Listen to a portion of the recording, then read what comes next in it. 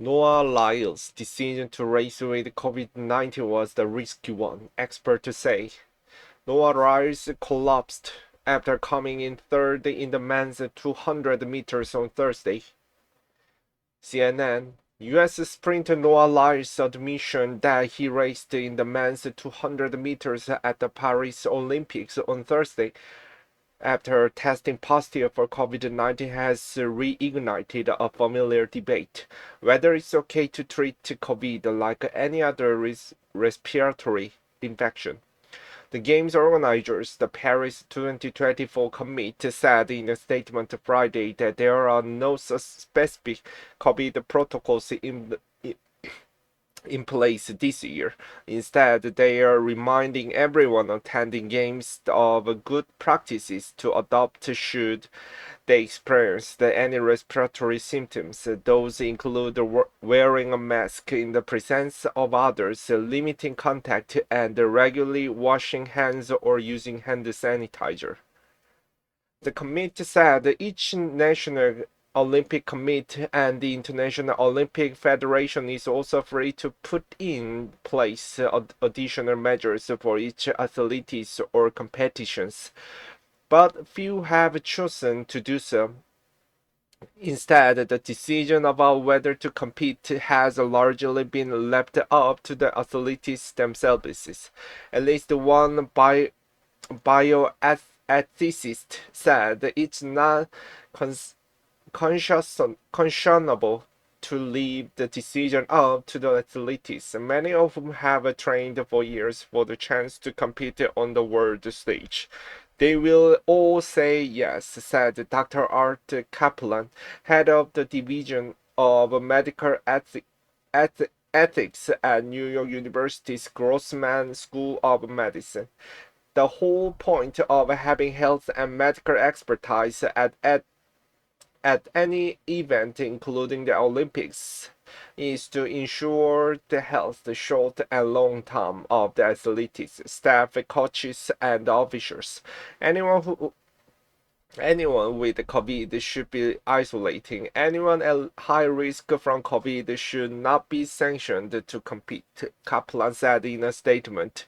The lack of guardrails for COVID positive athletes in Paris stands in stark contrast to the only quiet 2020 Olympic Games in Tokyo, which were delayed until 2021 because of the pandemic and then held without spectators.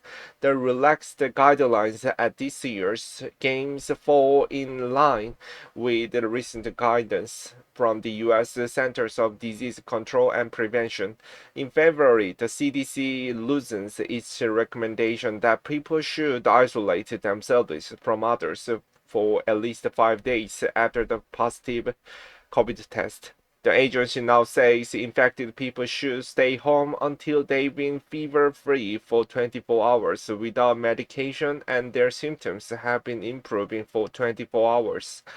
Lyles has been open about his health issues in an August 4th tweet from the Olympics. He wrote, "I have asthma, allergies, dyslexia, IDD, anxiety, and depression. But I will tell you that what you have does not define what you can become. Why not you?" After Rice placed third Thursday in a race he was widely expected to win, he collapsed, breathing heavily. He had He had to be helped off the track in the wheelchair. "I was quite light-headed after that race, shortness of breath, chest pain, but after a while I could catch my breath and get my wits about me. I'm a lot better now," he said in an interview after the race with Olympic broadcaster NBC. On Thursday, Lyles said he felt like the infection affected his performance. "I've had to take a lot of break. I was coughing through the night. I'm more proud of myself than anything, coming out here to get a bronze with COVID." USA Track and Field said it supported Lyles' decision. After the thorough medical evaluation, Noah chose to compete tonight. We respect his decision and will continue to monitor his condition closely, it said in a statement. Lyles said he had moved into quarantine at a hotel from he tested positive on Tuesday morning. He wore a mask during warm-ups Thursday, but not during the race or while hugging his fellow competitors after the event. The fact that he risked the infection and the health of his competitors by embracing them in close quarters is maddening. And Nathan Crompton, who has taken part in the skeleton event in the Winter Olympics and the track and field in the Summer Games in Tokyo. Crompton said he had hoped to train for the Paris Olympics, which would have been his third, but caught COVID for the first time in January and still hasn't fully recovered. Crompton, who says he's fully vaccinated, has documented his case on YouTube. It's irresponsible and ignorant, and I hope he didn't infect anyone else, Crompton said of Lyles' decision to compete. Beyond the risk to other athletes, Lyles may have put his own health at greater risk, said Dr. Isabel Bonloga, a researcher at University Hospital Zurich, who has been treated Crompton. Competing at this level and this intensity means putting your cardiovascular system under maximum stress, not just from the actual race, but also the warm-up as well as the physiological strain of competing, he said in an email. He noted that some long COVID experts have advised 6 weeks of rest for COVID-positive athletes before they return to training. There is a genuine risk that he put his long-term health at risk.